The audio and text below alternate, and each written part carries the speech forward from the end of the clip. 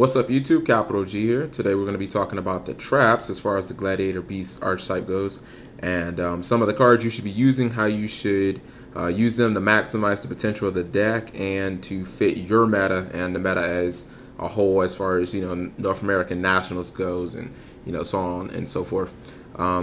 Start with Mirror Force. Just a quick answer to Glads. Glads don't have very great stats outside of like Laquari, so you need really good answers. This card isn't as effective against synchros, because you have like Stardust and Chien, but it's really good against those anti-meta beaters like Thunder King and Doom Caliber Knight and cards like that. Compulse Evac Device. I was only running 2. This is a card that might need to be maxed right now just because it's one of the best anti-synchro cards in the game. Only cards that really get around it are Chien and Thought Ruler Archfiend, which isn't really brought out that much against Gladiator Beast. It knocks around pretty much any synchro you put in front of it, and you can use it against face downs. People play things like Debris Dragon, they might try and Black Rose you.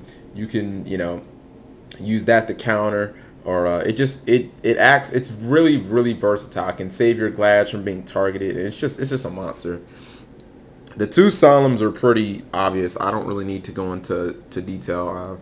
I can't really think of anything outside of Water Synchro and Fog Monarchs that don't run the 2 Solemn cards. 7 Tools of the Bandit is very important. It's really clutch against decks that run a decent amount of traps. Decks like Six Samurai, Infernity, Gravekeepers, decks that play, small ball 1-for-1 cards like Magatama and Dimensional Prison, stuff like that. You're pretty much going to see Solemn Judgment and Warnings out of any deck, and those are definitely ace cards to hit. But against those other traps that can potentially hurt your Glad, you want to use those against, you want to use 7 Tools against those 2.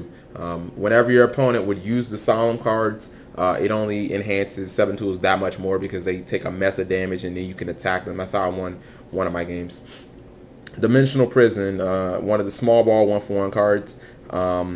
Not super effective against plants, but it is still really good against X-Sabers and Gravekeepers and Hero. The card, in my opinion, has lost a little bit of playability because of Reborn Tengu, but not enough to make you stop running it. I would say at a minimum I would still run 2 copies.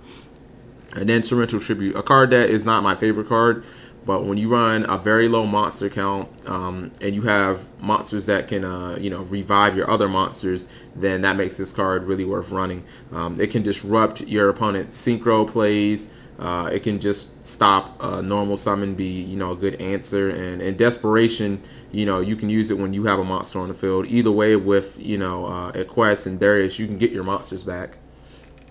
And then the ace card of all ace cards, the most important trap in the entire archetype, actually in the entire deck, War Chariot. War Chariot is the reason that Glad still exists. Because it makes so many games, it makes so many matchups, like if you draw War Chariot, just auto win, like the Frog matchup, the Water Synchro matchup. This card is nuts against plants. Basically against plants, if you hit this card and you can juggle it, unless they have like Tengu to run over your request after you juggle, you pretty much win. They don't really have any answers to it. And outside of like Hero B and maybe Samurai, once they get Chien out, there really isn't a deck that isn't hurt by this. So 2 other cards that I want to talk about. I want to talk about Horn of the Phantom Beast. Someone mentioned it in one of my videos. They wanted me to discuss it. Horn of the Phantom Beast is actually one of the best traps in Yu-Gi-Oh right now. It is a shame that it doesn't work with Winged Beasts. It only works with Beast and Beast type warriors, because if this worked with Winged Beasts, it would I'd give it some consideration. Even though you do tag out and you would lose its effectiveness, that does hurt. You can use this on Laquari, you can use this on Sam Knight, and you can use it on Darius. If it worked on Winged Beast, you'd be able to use it on Equest and Bestiari, and that would make it kind of considerable. But it's not a card I would run mainly just because you attack, and chances are you're going to tag out unless it's on Laquari, so you kind of lose a lot of playability there. And right now, Royal Oppression. Basically, Gladiators as a whole are just basically your whole focus right now is anti-synchro, because in the meta right now, it's like the first player to get Tech Genis Hyper Librarian out, if you don't Veiler or you don't Max C, you're probably going to lose that turn because they'll just get too many cards for you to be able to come back unless you, like you Max C them or something like that.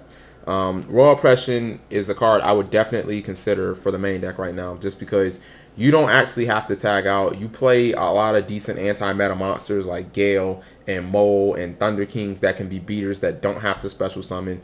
It could be very easy to just have like a Darius on the field or a Laquari, and just, your opponent tries to set because they can't get over your GB, and you just, summon Mo, attack, and just bounce them into a lock. So let me know what you guys think. If you think that I missed some cards, my next video is going to be, it's not going to be about side decking. I'll probably save that one for later. I mean, you guys pretty much know how to side deck. But my next video is going to be like just a general video about the cards that you need to watch out for as far as the Gladiator Beast matchup. Not the matchups themselves, but like the boss monsters that hurt this deck the most. So thank you for watching as always.